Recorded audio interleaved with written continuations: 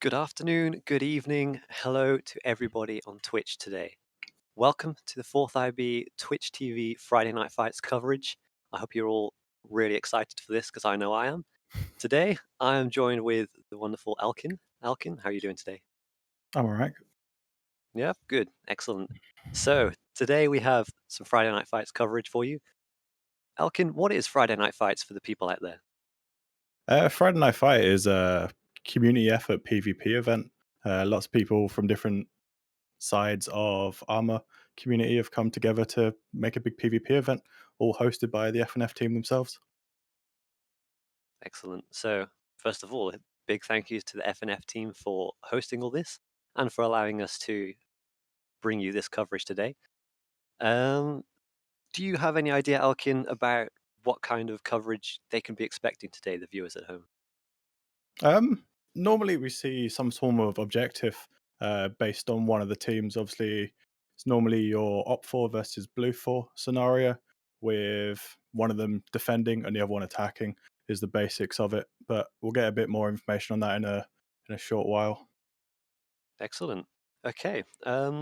So I guess then, how long has 4th IB been participating in FNF? Oh, it's been a good while now. I'm not sure exactly, but it's probably over a month now, I'd say, since last year, towards the end of last year. Yeah. And how did it start? How were we first involved? um, I think it originally obviously started out with Pierce reaching out and saying, "Hey, we've got people that are interested and we want to get involved." Uh, and obviously, internally in the fourth, we got a few people together to get things going and started a sign up from there. Okay. And how many people normally from the 4th participate every Friday? It varies a little bit, but I think we get a couple sections. So I'm not sure about the max, but been a fair few people have signed up over the weeks. Yeah. Okay. Cool. So looking at approximately 15 or so people coming in from, 14 is the information that I'm being fed from multiple sources right now. So 14 it is. Um, I guess then another question, just to introduce us as the 4th to all the people out there who don't know who we are. Uh, what is the 4th? Who are we? And what can they look forward to from watching more of us? Yeah, obviously we or the fourth ourselves are a Milsim community. We pretend or reenact or whatever you want to say, pretend to be the fourth itself. So the Fourth Infantry Brigade is a section or not section, a part of the British Army, and we pretend to be them in armor and go through with different things, different scenarios, and train and do different things across the armor environment. Okay, and then what does that entail? What does being a Milsim group in ArmA actually mean? Obviously, it means we're trying to almost pretend to be the fourth itself. We obviously look up to them and use their trainings, their tactics, and try and use that to the best of our ability in armor itself. Obviously, things get changed slightly to allow them to work within armor itself, but we're pretty on point with the tactics that we use. And yeah, pretty much it. And how long has the 4th been around? Uh, Going on, I think. Put you on the spot. Yeah, I'm trying to think now back. I can't remember exactly, but it's been a fair while. I think 4, 5 years now. That's the Sure. figure that's coming off the top of my head. Yeah, I'm thinking about Yeah, 5 or so 5-ish, years. yeah. There we go. Yeah, 5-ish years. Excellent. All right. When did you join then, Alkin? When did you come into the picture? 4th IB. Um, Let's hear yeah, about you. I've been in the unit 3 years now. So, started off as a wee little private and have, ended up where I am today as a captain looking after 30 odd blokes in a platoon. So, got on my way through the unit quite well. So, tried out different things. I haven't just gone straight to this position. But yeah, I've certainly been here a while now. Excellent. All right. Upcoming then, in terms of the 4th, we have our next operation. At the moment, we're on pre-deployment training. The next operation is called Cromwell II. Do you want to elaborate a bit on what's coming in there so people out in the world can can know Proper what to put look me on the forward spot to. this evening. I sure Um, have. so back a couple of years back, we deployed previously to a part of Afghanistan and undertook an operational deployment called Cromwell One. Cromwell Two sees us going back to that region, and obviously with a slightly different storyline, but executing the same thing. So we're going to go into the region where things are pretty hot. It sees the let me get this right way around. Taliban that's backed by ISIS. That's the easiest way of saying it. Sure. Obviously, have taken up a bit of a foothold in the region, and we have been, or will be, tasked with going in and taking on and clearing them out from the region. All right, excellent. So going back to, I guess, the original Cromwell, then, how successful was it the first time round? And do you think there'll be any leftovers or past incidents that come up again this time? There might be a short bit of it, but we'll see. There's not really too much has come up at this point, but I'm sure we'll figure out exactly who's going to be there and who's going to pop their head up from the All right. last storyline. So I'm hearing that we are ready for the brief. So I guess we can send it over and listen into what the players will be looking into today. All right. So then, let's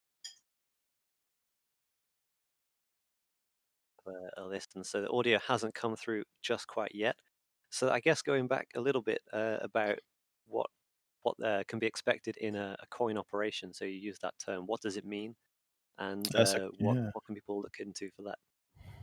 So coin is your counterinsurgency ops. So obviously the insurgency is going to be the Taliban, and we're trying to counter them in short. So they've obviously got a foothold in the region. So they've interrupted things and got involved with local movements and interrupting that Please sort so of many stuff. So faces we're here obviously being again. tasked with pushing into that Wonderful region that you're also and coming out clearing them out, supporting pushing us. them out, and making sure Do go and that support the Patreon if you the can. civilians, It's very the appreciated. town elders, that Do sort of go and fill people out are the safe again. polls that Nemesis is posting up. All It's right. very So useful I think information for us to you can have from you, hear and it helps briefing us going on now. to So get let's have correct a listen to see information what based on what you goes on. guys like, so we can make you guys see more of it. Which will help Also, keep two everyone things. happy. Yeah, same thing. Also, if you don't wish to use Patreon or you wish to make a one-time donation, contact Aim Muniz from the staff team.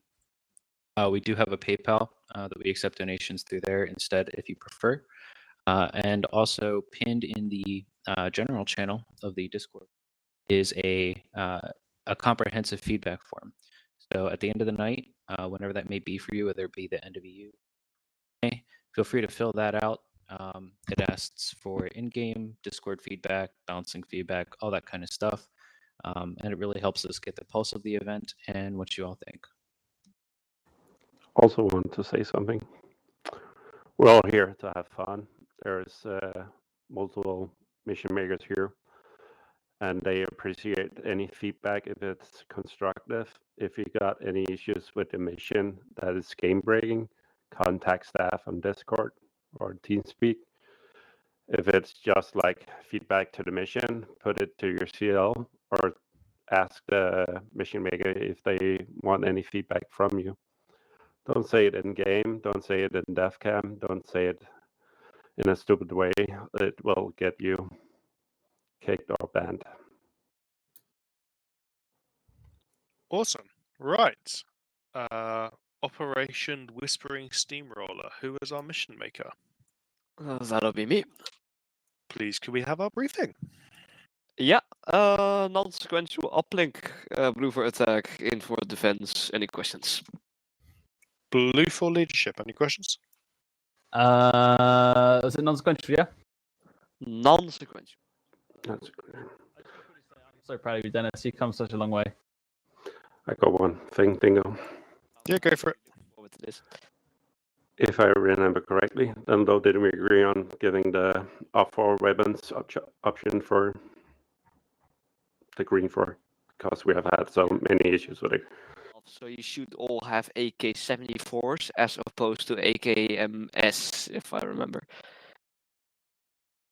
Yeah, it seems to be a Expeditionary Force. Does the light AT for Red 4 squad or Indie squads have RPG 7s or sticks?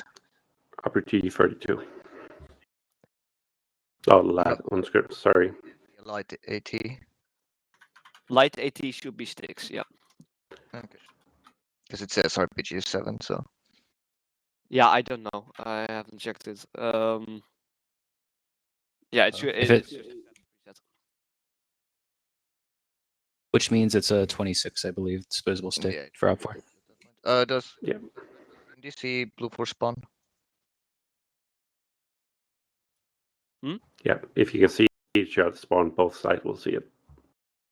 Okay. Be advised, there's a couple of scenic ships off the coast. You can't reach them. All the planes are locked, so don't even bother. Okay, awesome. Right then, without further ado, ladies and gentlemen. Oh, what? I've got a question. Can I still join? ML had one disconnect. He's just relaunching the game. That's cool. He'll still have. He's still got 15 minutes safe start to rejoin. What was that in regards to someone had a question? Do Blue 4 have any boats? You will find out when you spawn. But that's only because the game stopped. No, they do not. There are a couple of scenic boats, but those are locked. You do not have boats. Okay, cheers. Awesome. All right then. Without further ado, let's get the first round of EU underway.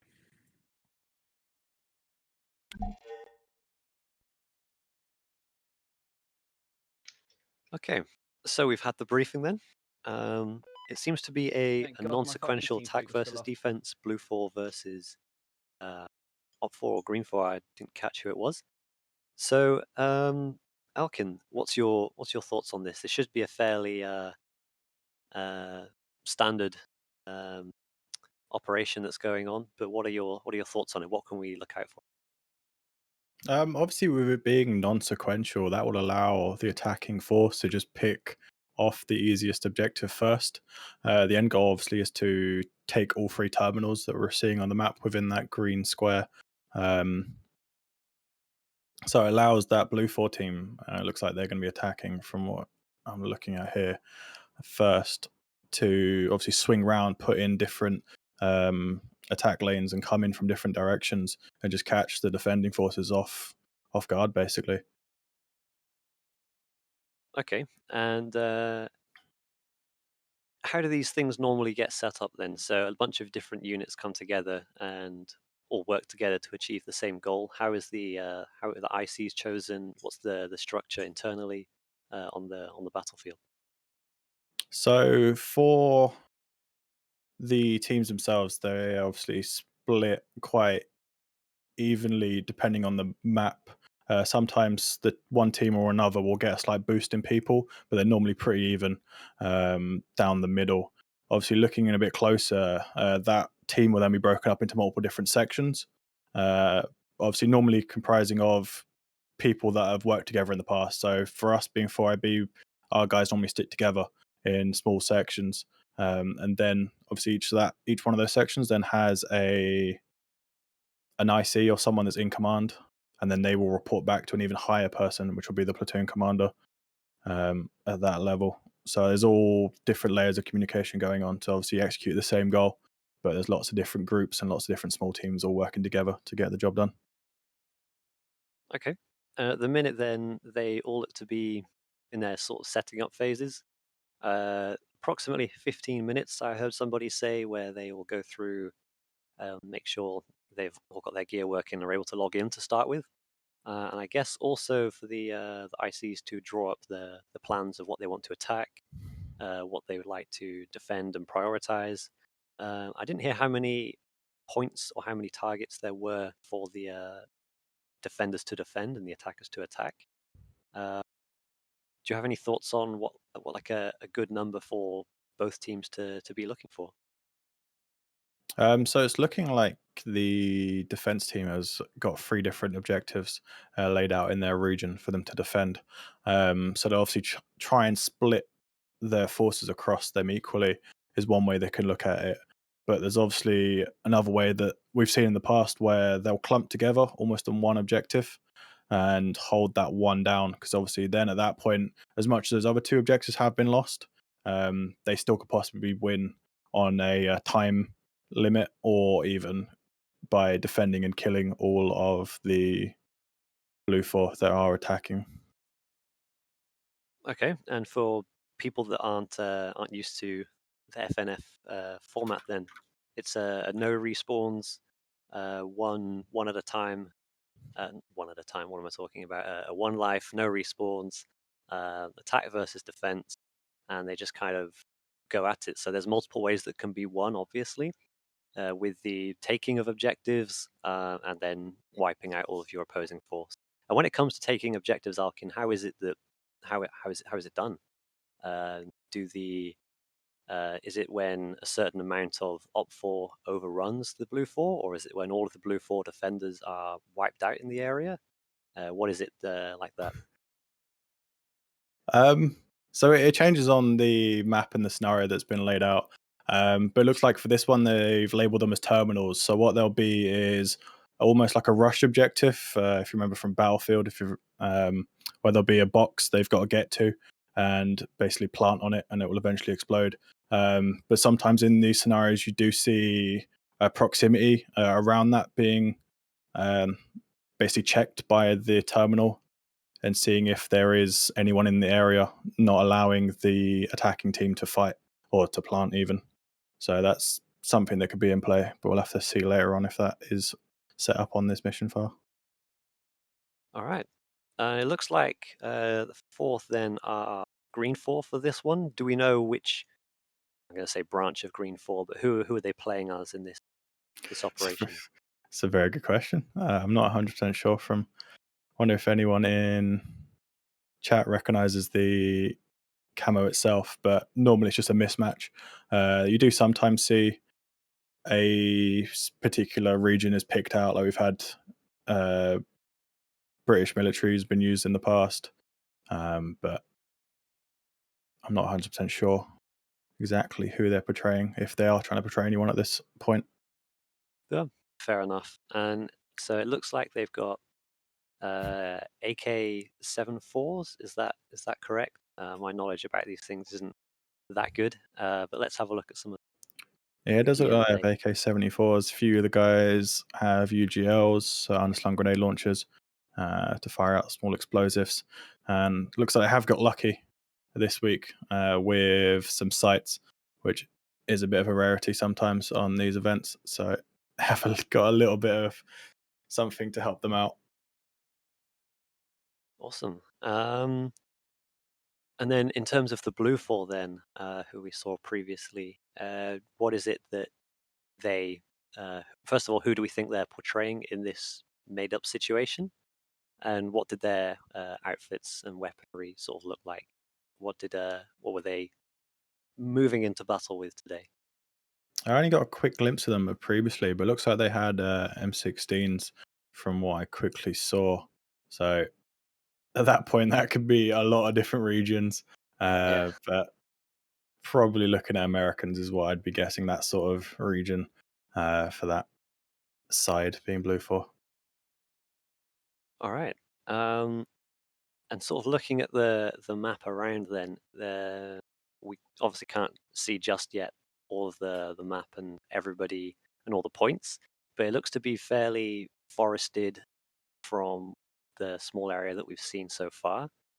So forested with some hills, and obviously there was the water along the side of it. So are you thinking that perhaps our guys or the Green 4 guys, do you think they'll use that to their advantage, or do you think that'll be more of a hindrance to them, the fact that there's so much vegetation around the?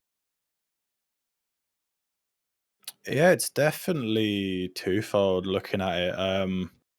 Obviously, it will allow them to blend in, but being the defending force, you want to have clear lanes where you can see the enemy coming or the blue 4 team coming towards your objectives, so you're not caught off guard. So be interested to see around the actual objectives if there is nice ground, or if it will be quite hilly and quite wooded, as we are showing around the spawn here. Yeah, so as we zoom out a bit, then it does look as if this treed area and the sort of woodland may continue on a bit further. And then in terms of using this water, then we haven't seen any boats as of yet. And obviously, swimming, for those that know in ArmA, is not the way to go. Shall we assume then that it's going to be a fairly land-based assault throughout this? Yeah, for sure. It looks like, yeah, it's all vehicle based. So yeah, it does look like we'll see a couple Humvees in play. Looks like the 50 cals on the roof for the Blue 4. So they have a little bit more mobility with weaponry. But as for utilizing the water, I don't believe we'll see that today. We have seen on previous FNF weeks that there has been aircraft, helicopters put in play, but from the quick look we had around the spawn, I don't think they are going to be used in this event today. So purely ground based. Okay, and then simply based off of the units that we've seen so far and the makeups of both sides, who, and obviously without seeing too much of the environment around, who are you going to call it for on this one? You call it for the Blue 4 or the Green 4? It's good. It's not going to be easy for Greenford to defend, especially with this terrain. But you would like to think the defending force has that slight advantage, holding down the ground. But if the Blue 4 guys play it well, they could catch Green 4 off guard very easily. And do we think then that Green 4 may attempt for some roadside ambushes, or do you think they'll all probably try and sit back, play it safer around the objective? Yeah, we have definitely seen some small little cheeky tactics put out by the defending teams where they will push a forward element out to at least get an idea of what direction the attacking team is coming from. Basically get bumped, get into contact, fire off a few rounds, and then fall back. So at least get an idea of what's going on. All right. And then as we're still waiting for the setups to happen, let's talk a little bit about how the Fourth have performed previously in FNF nights. Has it been a mixed bag? Has it been good success for the Fourth? Or have we just absolutely sunk every single It's definitely we've definitely put up a fight every week we've gone into it. The head's in the right mindset. On both defending and attacking sides, I think we have both wins and losses, so it's quite a fair thing across the board. There is a few guys that keep turning up week after week that have gone 110%. They're the ones getting most of the kills and most of the frags, so it's quite interesting. I'm sure we'll see those guys in play again throughout the next few weeks. But it's a bit of an up and down history, so we'll see what happens this week. Okay. So obviously back to us. Hello again. Let's talk a little bit more then while we wait about Cromwell II and how it's coming up. So you mentioned before about coin counterinsurgency and what you kind of expect, or the fact that you never really quite know what to expect. How does it compare up, in your opinion anyway, to the more conventional war style operations where you've got the very defined front line and you sort of know where your enemy is at all times? How does coin compare to that? So yeah, personally for me, I like the way coin puts you on the edge of your seat. You could be walking through a town with your end goal being to talk with the town elder to build a bit of a relationship with him. And out of nowhere, you could have someone just whip out an AK from a window and blast a few rounds at you. And it's going to completely catch you off guard. But then you can go through other periods of coin where I'm sure we'll see that a lot more in the first few weeks of our deployment, where we've been deployed out to a new base for us and we're going to be on the back foot. The Taliban are literally going to be on our doorstep and we're going to have to fight our way out of our own base. So there is a good mix of conventional and that sitting on the edge of your seat and not knowing what the next step is with the coin deployment we're going to go into. So it'll be interesting to see what happens. I'm sure it'll be fun either way. Someone that has joined the unit joined ArmA pretty much fresh out of the box. We've had people join the unit with almost 0 hours in the actual game itself and get stuck right in.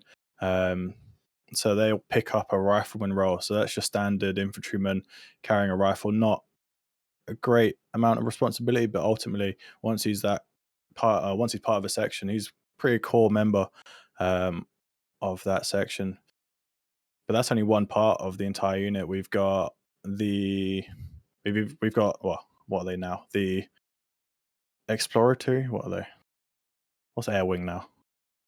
Expeditionary Air Wing. Expeditionary, that's the one. Expeditionary Air Wing. So they're a mix of helicopter pilots, a helicopter crew, and even fixed wing. So that's a good mix of individuals over there on that side. So they're covering our reinserts.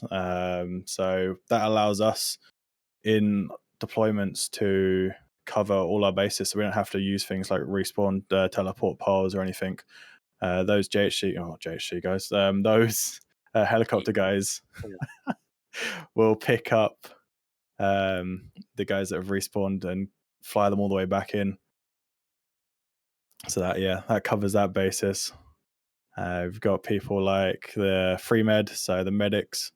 We've even got dedicated mortars and dedicated snipers. So there's lots of different roles within the unit that people can pick up and get into. So there's a lot for everyone to do, and it certainly covers all bases in deployment. And in your time at the 4th then, which of these areas have you tried out, and which ones sort of stuck in your mind? Like, yeah, that was pretty fun. I wouldn't mind doing that again, obviously, if you were to start again, let's say. Yeah, I've done a bit of everything, to be honest. Started off in what was FSG, so that was a fire support group, which has now been split into the separate things, MG, AT, and mortars. That, when I first joined, was one section, so started off there for a good while, made my way up through the ranks there. Then ended up getting slung over to one platoon as an IC, so in charge of a section. So that was quite a big mix of pace, going from that support detachment where things are that bit slower and you're on the edge of the action, to actually being stuck in the middle and having to think on my feet. Obviously, it was quite a big change up for myself, and that led me through into HQ positions within one platoon, so sergeant and then officer. So yeah, flied up through that because a few different things happened. Where did that lead me from there? Ended up in Koi HQ, so rocking with the big boys, helping run the unit at one point, and then ended up taking over Hudson's position. Oh, prior to Hudson, what Hudson's doing now as JHC command back then. So I've certainly been everywhere, but I'm now back to infantry, back to my bread and butter, basically. Yeah, excellent. In terms of then the 4th, what is it like to be in Koi HQ? What's it like being the officer in Koi? Is it just let people do what they want and then just take all the glory, or is it more of a do you actually do things, Elkin? Let's see. Right now, obviously I've got Neil by my side, so that's really a lot of help getting the platoon, everything sorted. But the unit's been through a lot of different leaderships, so they've all added to the unit. They've all done their little bit. Obviously, there's been different paths that people have taken the unit down, but being in Koi HQ, obviously you have that input into the unit, but it's a team effort. Vils certainly does a good job of that now, and I'm sure everyone that's in the unit has seen a big change in the direction the unit's gone as of late compared to previous leaderships. It's a lot more of a nicer environment, not as toxic as it used to be at points. So yeah, I certainly say we're moving in the right direction. That's for sure. All right, and as you can see, we now can see the feed of the game. So let's catch you up a bit on what so far. So currently we look to be in with the 4th guys. They seem to be in a supportive position with the MGs laying down ground. suppressing and drawing fire in this situation. So over to you then, Elkin. What are you seeing at the moment? What do you like? What do you not like in terms of positions on the map?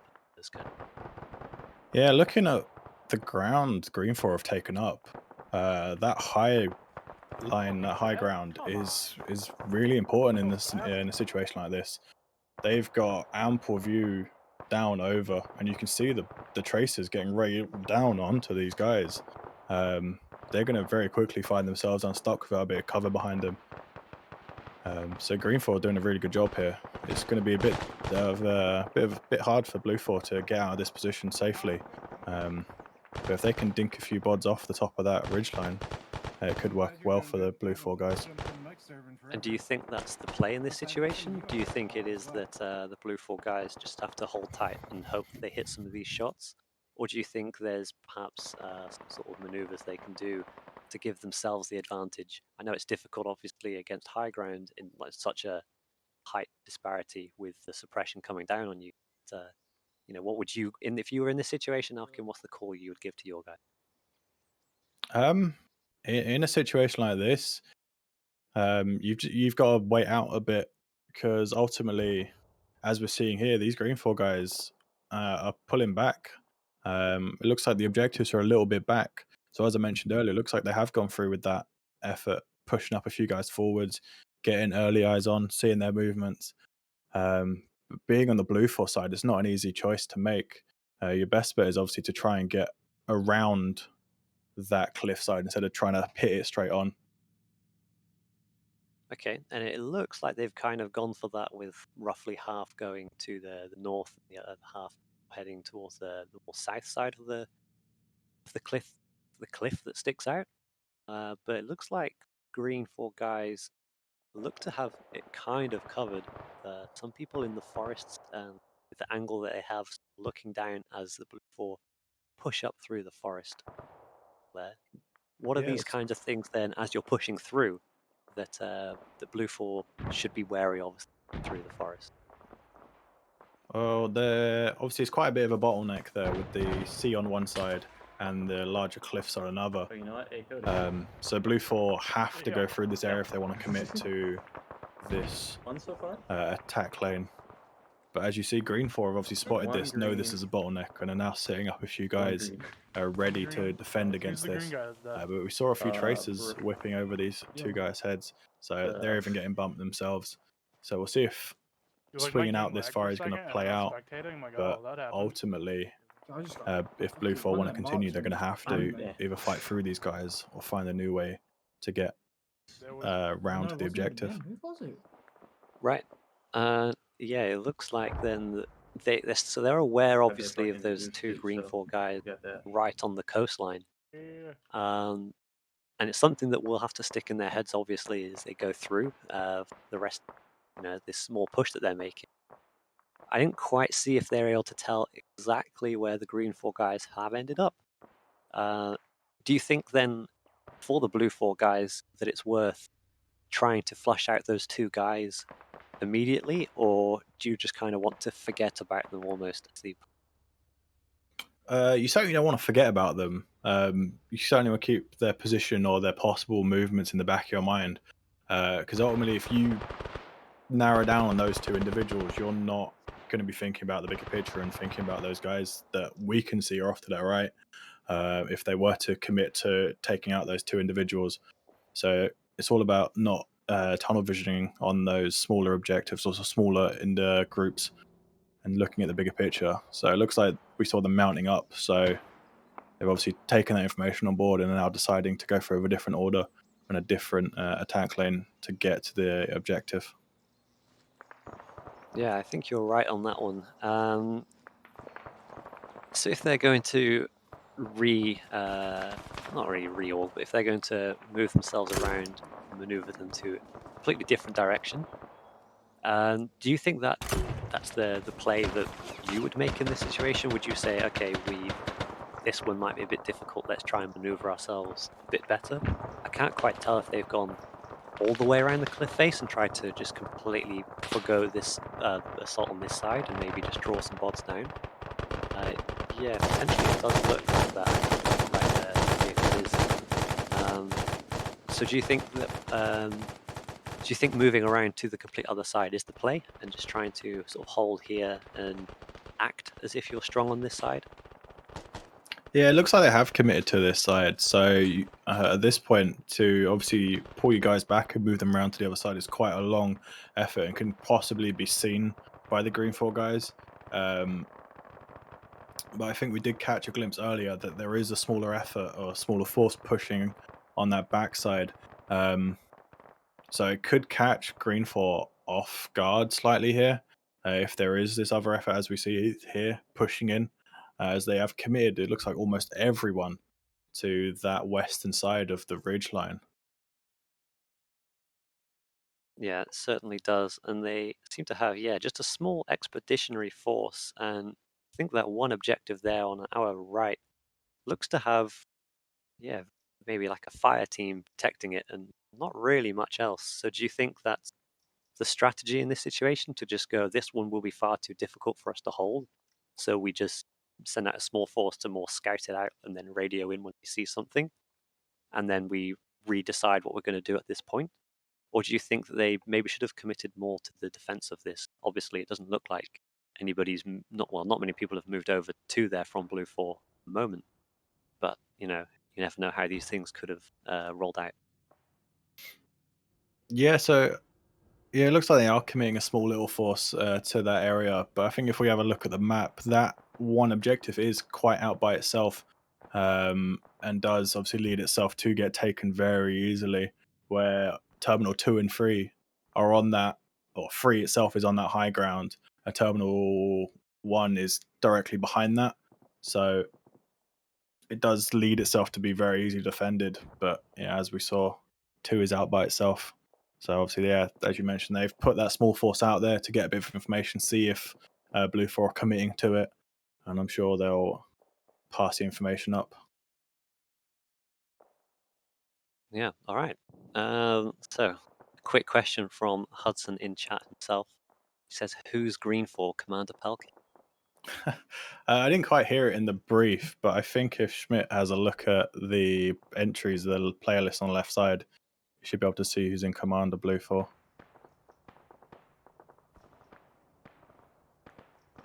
But it looks like a gentleman has picked up the command position of Green 4, and Blue 4 is a small little team there. So none of the 4th guys have obviously taken up top lead of Green 4 this evening. Yeah, it's like, so another question then that's just come in. What's the objective from Foyka? Wasn't here from the start, so I'll let you explain what's going on here, Elkin. So we have Green 4 versus Blue 4. Green 4 has 3 objectives they have to defend against within their area. These objectives are non-sequential, so Blue 4 on the attacking side can take them in any order, but basically it's getting to them, destroying them, and then moving on to a next objective. As you can see here on the map, there's those 3 different terminals as they're labeled, and that's what Green 4 are defending, and Blue 4 is then eventually going to push onto an attack. This can go either way. It doesn't necessarily have to come down to the objectives being destroyed. It can come down to a bit of deathmatch. Whoever ends up being last man alive wins as well, but they still end up pushing through and taking those last few objectives as well. So it looks like a bit of suppression's going down here from one of the machine gunners on the Green 4. I don't know if he's actually spotted and his fire is accurate, or if he just knows that they're in that rough direction and is just sort of suppressing and laying rounds down. What do you think on that? You'll be surprised. Some of these guys who do these events week in, week out actually have great eyes and can pinpoint an individual moving almost miles away with no sight at all. But they definitely would have got some inkling that there's individuals over there, maybe from this small element over here that's pushing up in the open, or vice versa. That element up on the hilltop could be getting eyes on and then passing on the information to these guys who are now going to push in. But as you can see, these individuals are actually holding their shot. They don't want to give away their own position by firing and engaging too early, because that could backfire on them massively. Yeah. And so it looks like he's pulled out his binoculars there to get a better shot. So yeah, it looks like then this fire team that we did mention before, pushing down from Terminal 2, yeah, they've realized that there's not much going on at their terminal, but they could see some other people decide to move in. And it looks like, is Blue 4 just moving over? They realize that no one's really on the other side. Oh, and it looks like they've been spotted as well. Yeah, that small fire team has obviously been caught out in the open here. It was a good position to hold, but ultimately it's backfired a little bit. But I think they're all going to get out quite nicely, luckily, in that situation. But as you mentioned, yeah, it looks like Blue 4 are committing quite a few more vehicles to this side, assuming laden with individuals in the back. Yeah, there's one, that first vehicle, 7 up, 3 up, and I'm assuming the last one's probably 3 up as well, or 4 up even. So there's quite a lot of individuals here committing to this one objective. Luckily for them, it's not actually defended, so they're just going to walk through it. Obviously, waste a bit of time, but they're not aware of that at all. And if they're able to get this then uncontested as it looks at the moment, what do you think that opens up for the Blue 4 and the Green 4 sides? How does it affect the landscape of the battle? If anything, it puts some worry or a little bit of alert in the Green 4 guys, knowing that they've pushed this direction and put Blue 4 guys in that region to take this first objective. So you may see a small pivot of forces on Green 4's side to try and defend this axis, because it looks like they were still heavily committed to that western side, defending that small push between the rocks and the sea.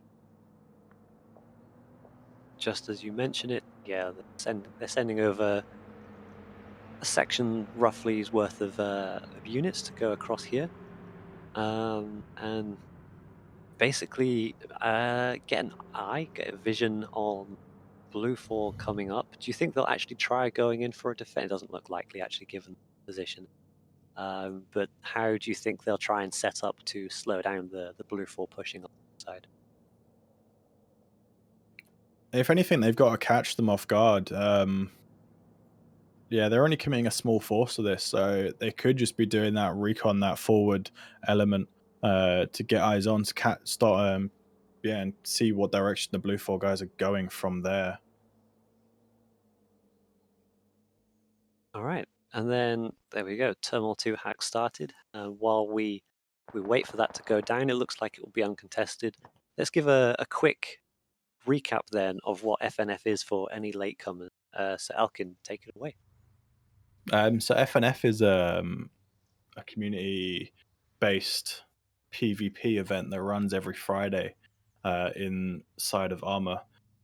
So us as 4IB have joined in and have been here for the past couple months now, I believe, joining in and partaking in these PvP events. But you'll have individuals and communities from all across ArmA 3 getting involved, doing different roles, partaking in different elements, and just joining in with the fun on every Friday night with a bit of PvP. Yeah, and as you mentioned, we've been in a few ourselves, and we're always there's quite a bit of buzz whenever one of these goes down. There's always the post in Discord channels saying, sign up for FNF here. And as far as I know, we've always had a pretty good turnout in every single one we've done so far, which is always great to see. Everyone in the fourth loves going on these things and watching these things. And yeah, I think it gives quite a bit of it breaks it up as well. It breaks up just the ArmA that we do. We also have this other one, this other, what's the word, event that we can participate in that yeah, is pretty fun for everyone involved. Yes, for sure. It looks like Terminal 2 has just got taken, so that's one of the 3 objectives there taken by Blue 4. So that's the first little step in their adventure into Green Force territory, seeing what's going to be around the corner for them to attack against. And this element that we can see just in front of here, then the F2 elements, what do you think their thought process is at this moment? Yeah, it looks like they have set up as that small forward element to get eyes on and try and catch these guys possibly off guard, or even just get eyes on to see the Blue Four's movements. But by the looks of things, they have done that, so they've possibly got eyes on and are now moving back to a different position. So they're mounting back up and probably going to look to reposition and find a better place to defend from. Yeah, and is that Blue Four's command section coming through the forest, or is this a weird perspective that I've got? No, it does look like they have debussed from a vehicle all unloaded just in the forest at the base of the hill. So the Blue Four guys aren't far away from this small element of Green Four. Yeah, it seems a bit risky to do it there, but I guess they had quite a bit of confidence in their recce reports that there wasn't going to be too much competition over there. But speaking of competition and fighting going on, it looks like Green Four may have advanced down the hill slightly. Yeah, Green Four looks like, yeah, they did push up a small element. They had a baseline, a decent line of defense set up, but I think they've got a bit overzealous here and have possibly pushed forwards to try and hold that ground a bit better. But it's possibly backfired on them. Quite a few individuals have dropped in that area, allowing Blue Four to also push up and possibly have a nice path through around the base of the hill. Yeah, it does look that way, but well, we can't see too many casualties on the Blue Four side themselves. They look to have got away with this at the moment. Yeah, it does seem to be that way. Obviously, in the long run, can't quite exactly see how many people have dropped from Blue Four, but there is numbers there. There's a lot more Blue Four on that lower level than there is Green Four.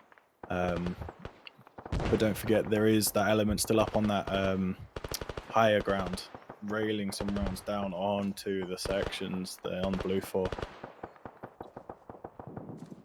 Yeah, and then just as a quick aside, then are these? Is there a time limit that Blue Four have before they essentially fail the mission here? Yeah, that's correct. So there is a time limit, otherwise this possibly could go on all night with people doing crazy tactics, looping around, doing all kinds of things. So I believe it's around an hour for most of the scenarios. You can't quite exactly see until there is a 15-minute countdown that pops up. So there's still a little bit of time left in this, and still a lot of people in play to defend these objectives. And it looks here. Well, explain to me what Green Four are doing. Are they repositioning or are they drawing? It looks like they're consolidating forces, if anything, pulling the guys back into a central location to defend from. They've obviously had that forward line set up. They've ultimately got attacked and have now decided to fall that extra layer back. So they're pulling everyone into one central location and then fighting from there. Yeah, it does look that way. And given the map state at the moment, who do you favour? Do you favour Blue Four or? I think on a pure numbers basis, I think at this point Blue Four slightly have the advantage, but the ground alone plays very well into Green Four's hands.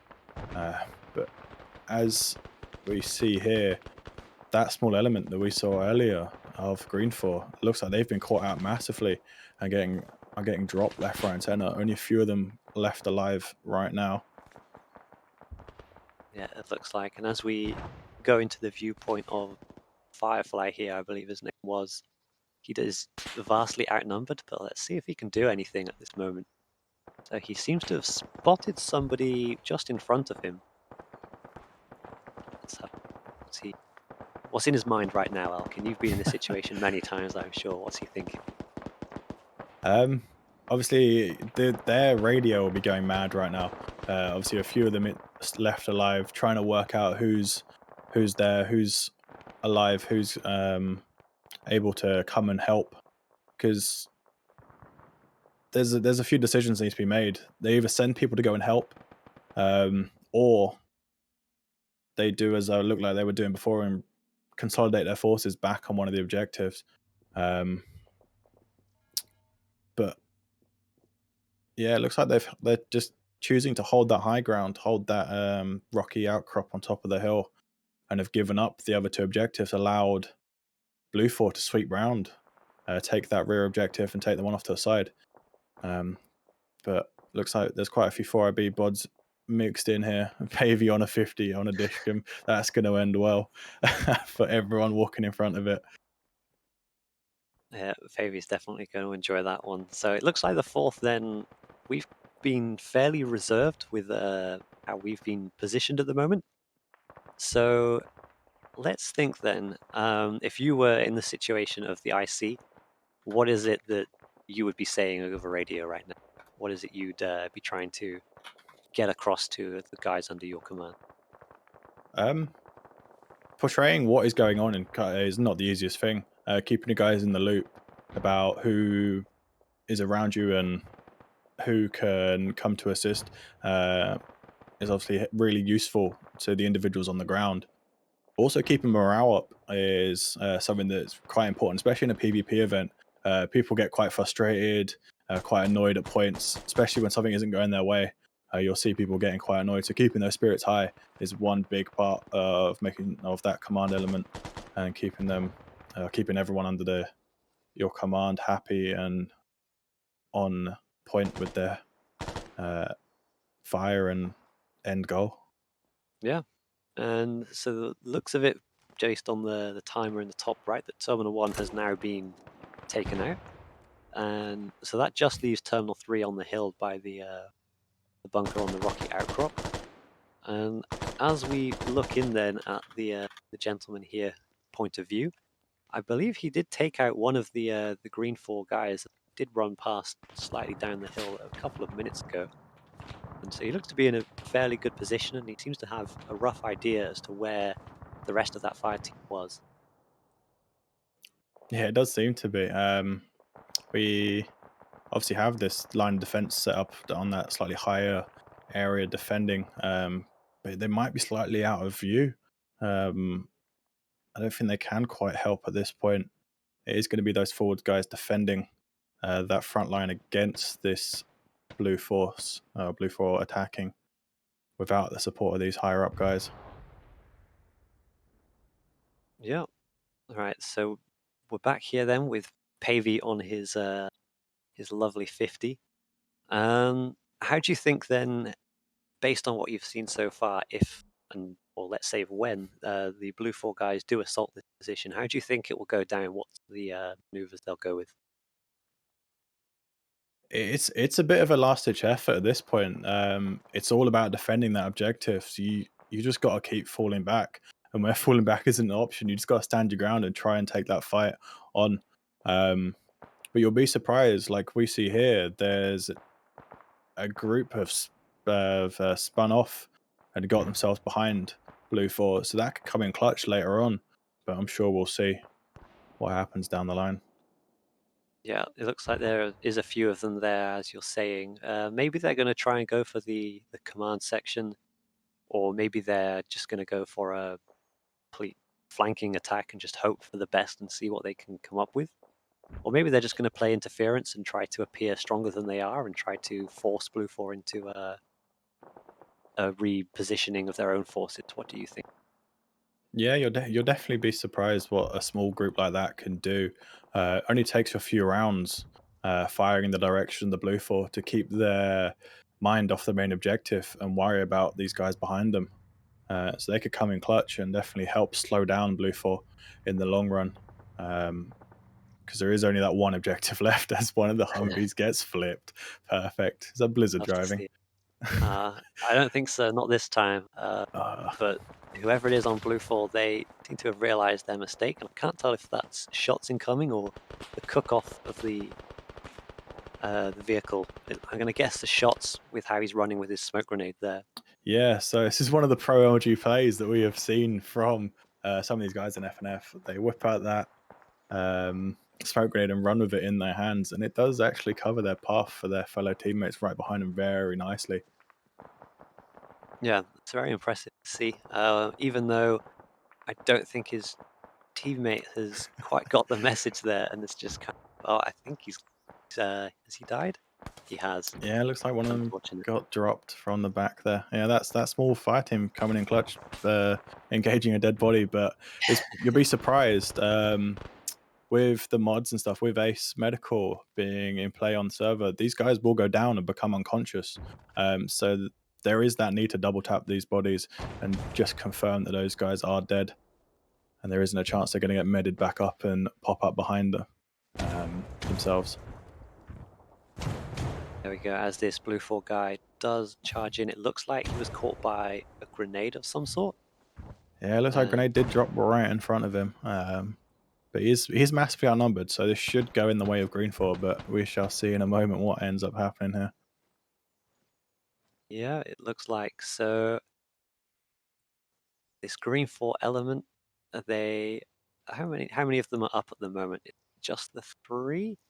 So I think if they are able to take out this last guy, it's been a very successful push for them at the moment, considering it was 4 against however many. If they're able to take out the other Blue 4 who they seem to be in, like we're seeing here, this guy is unconscious, so he could come back up. We don't know if Green 4 are aware of this, or aware of the fact that he is unconscious. They may have no idea and just be looking around for the guy at the moment. But as they've obviously been successful in their push, do you think this will play on Blue 4's minds, or do you think they'll think these numbers behind us are too small, we can just push in for the main objective? Yeah, you're never going to think about, or you're never going to worry too much about a small team like that. But as we've seen, it still is very possible that they can swing around behind and do a lot of damage as they did. So we'll be weighing on the Blue 4's mind, but ultimately it still looks like they have the numbers advantage on the overall playing field. Yeah, agree with you on that one. So they've put up some fortifications here. Do you want to talk through the situation here? Yeah, so Green 4 on the defensive side have the option, or both sides I believe have the option to build different fortifications, so they can whip out these big HESCO blocks with different sizes and so on to build defenses to help. But as we see here, it looks like a timer has popped up, so there's that 15-minute warning I mentioned earlier. So this puts a bit of a pressure now on Green 4 to defend and hold out for that last 15 minutes. It looks like Pierce has caught quite a few people off guard with that CSGO snap aim. He's got away. He's got He away almost with that looked as well. like he had aimbot. That was crazy. I don't know if they know exactly where he is either, but it looks like, yeah, he got away with that fairly. He's definitely turned on the wall hacks here. He knows exactly where these guys are. Getting a bit of a flank on. There we go. And another one down. Wow. See if he catches any more of them off guard. Oh. He's out again.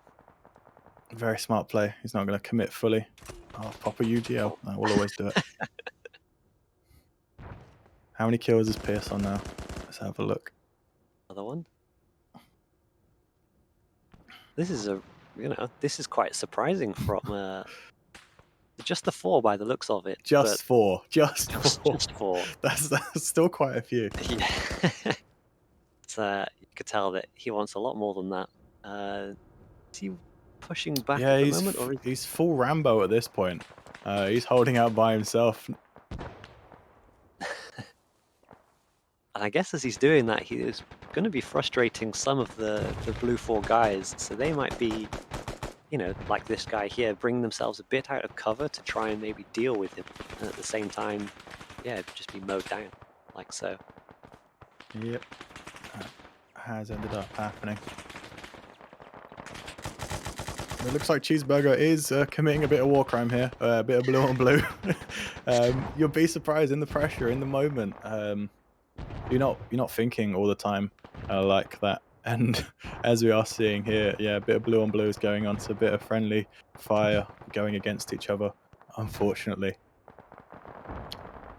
Yeah, it does look like that. And I wonder if the calls have now come out. The blue guys here directly in front of us, this bunker. So, do they know what's going on the other side? If you want to break down this push that we're seeing at the moment, this looks to be quite a mass attack. Yeah, it's very devastating. I don't think many Green 4 are left alive at this point as we're scrolling through. It looks like Neil's taken up a really nice position on the high ground. It's going to catch a lot of guys off guard as they push into the building. Surprisingly, Pavey is still alive after jumping off that 50 cal and entering the building. But this is not looking great for Green 4 here. Only a few of them left alive. As always, Stark is somehow managing to stay alive. But looks like Blue 4 have even ended up on the roof. I believe there is skylights, and that is what has caught Neil off guard and managed to get dropped. So Looks at this point, there's only a like few Green 4 left just outside on the actual main objective itself. So we'll see what happens when Blue 4 pushes in.